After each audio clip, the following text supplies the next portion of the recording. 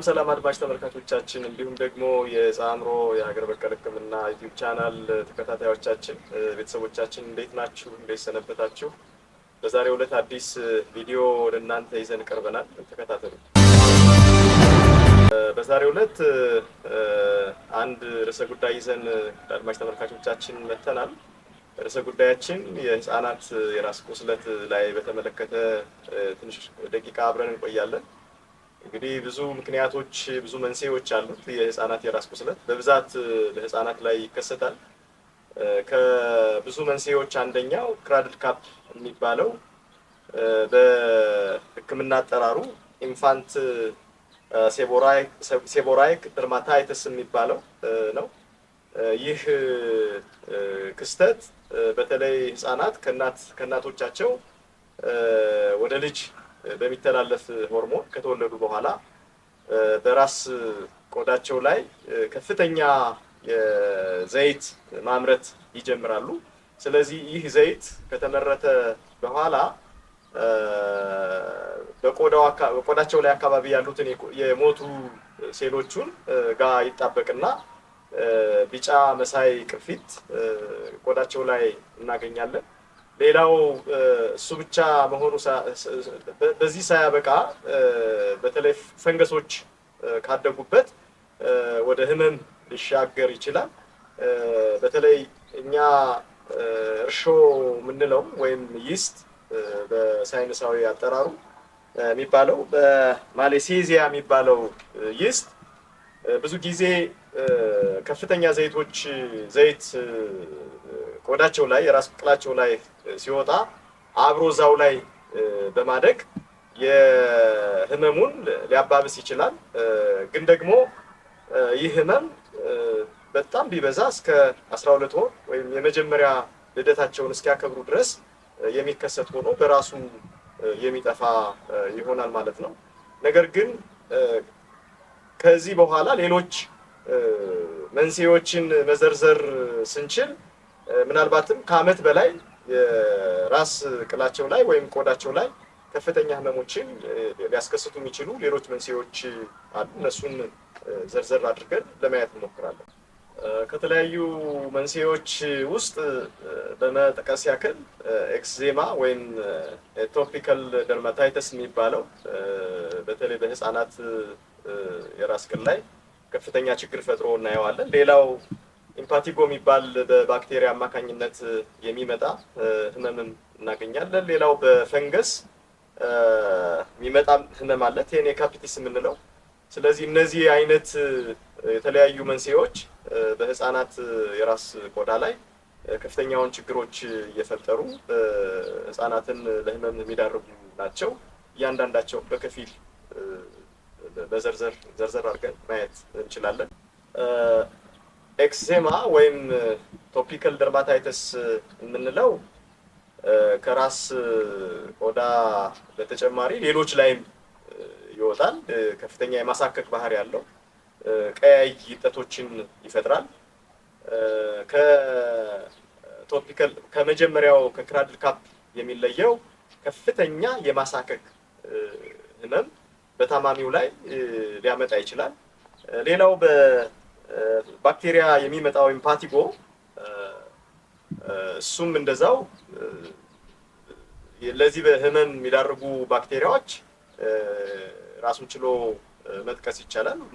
ስትሪፕቶኮከስ ፓዮጂን የሚባሉት ባክቴሪያዎች በተለይ ራስ ቅል ላይ ከፍተኛውን ህመም ሊያመጡ ይችላሉ። ሌላው በፈንገስ የሚመጣውን ስናይ ሪንግወርም እንለዋለን ወይንም ቴኒያ ካፒቲስ፣ እሱም እንደዛው ከፍተኛ ህመሞችን ራስ ቅል ላይ ይፈጥራል። ምናልባትም ከዓመት በላይ ህፃናት በከፍተኛ ደረጃ ከህመሙ ጋር አብረው ሊቆዩ ይችላሉ። እንግዲህ ከዓመት በላይ የቆየ በጣም ከፍተኛ የማሳከክ ስሜት ሲፈጥር እና በሽታው እየተባባሰ ሲሄድ ታማሚዎች ያላቸው አማራጭ ወደ ህክምና ተቋም ሄደው አማራጭ የህክምና እገዛዎችን ማግኘት እንዳለባቸው በዚህ አጋጣሚ እንመክራለን። እንግዲህ ከሄዱ በኋላ የሚያገኟቸው የህክምና አይነቶች በዘመናዊ ህክምና በከፊል መጥቀስ ይቻላል።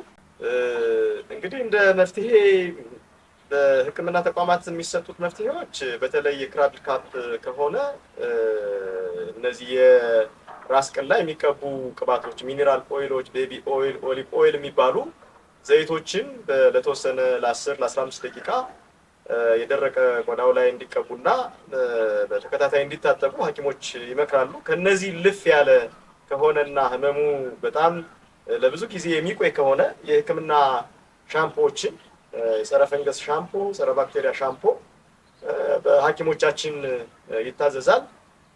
እነዚህን እየተጠቀሙ አንዳንዶች ጋር ለውጥ ሊመጣ ይችላል። አንዳንዶቹ ደግሞ እነዚህንም ተጠቅመው ለውጥ ማምጣት ያልቻሉ ታማሚዎች እንዳሉ ወደ ማዕከላችን ከመጡ ታማሚዎች አግኝተናል። ስለዚህ ዘመናዊ ሕክምናው በዚህ መልኩ እየተሰጠ አንዳንዴም በጣም አስቸጋሪ ሲሆን ከውጫዊ ቅባቶች በተጨማሪ ወደ ሆድ የሚገቡ ታብሌቶችንም ሐኪሞቻችን እየሰጡ ሕክምናውን ለመቆጣጠር ይሞክራሉ። እንግዲህ ዘመናዊ ሕክምናውን በተመለከተ በከፊል አይተናል። ከሚቀቡ የተለያዩ ዘይቶችና እንዲሁም ከጸረ ፈንገስ እና ጸረ ባክቴሪያ ሻምፖ መታጠቢያ ሻምፖዎች በተጨማሪ በኦልሞስት ወደ ሆድ ውስጥ የሚገቡ ታብሌቶችንም መድኃኒቶችንም እየሰጡ ሕክምናውን ይሰጣሉ። ግን እነዚህንም አልፈው የሚመጡ ታካሚዎች ወደ ማዕከላችን መጥተዋል። በተለይ ስለ ሀገር በቀል ሕክምናው ውጤት እና ታማሚዎቻችን ያገኙትን ፈውስ በስፋት እያየን ስለሆነ ለአድማጭ ተመልካቾቻችን በዚህ አጋጣሚ ጥሪ ማስተላለፍ እንፈልጋለን። በተለይ ወላጆች ልጆቻችሁ በራስ ቅል ህመም የሚሰቃዩ ቁስለት የሚሰቃዩ ልጆቻችሁ ያላችሁ ወደ ማዕከላችን መጣችሁ አገልግሎቱን ማግኘት ትችላላችሁ። በዚህ አገልግሎቱም እጅግ በጣም ረክተናል። በአጭር ጊዜ እነዚህን ህመሞች ሊያስታግስ የሚችሉ የእጽዋት ውህዶችን በማዘጋጀት ለህፃኖች እየሰጠን የተሻለ ፈውስ ማየት ስለቻልን በማዕከላችን መጥተው እንደዚህ አይነት አገልግሎት ካገኙ ህፃናት በከፊል በፎቶ የተደገፈ ምስሎቹን አይተን እንመለሳለን። ተከታተሉ።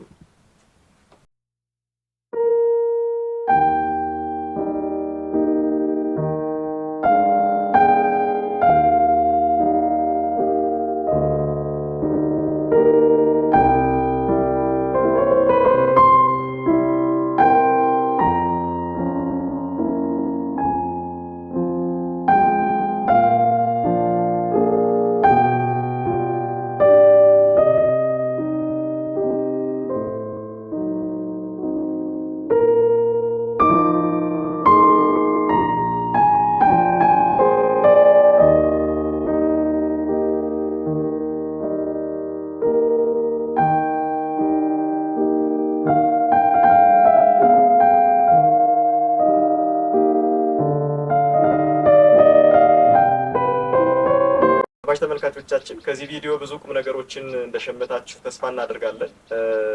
ይህ ቪዲዮ ለብዙዎች ይዳረስ ዘንድ ሼር እና ሰብስክራይብ ማድረጉንም በዚሁ አጋጣሚ እንዳትረሱ። እነዚህ አይነት ታማሚዎች በተለይ በህፃናት ላይ የሚከሰት ህመም ስለሆነ ብዙ ወላጆች በዚህ ህመም ልጆቻቸው እየተሰቃዩ ማየት አይፈልጉም።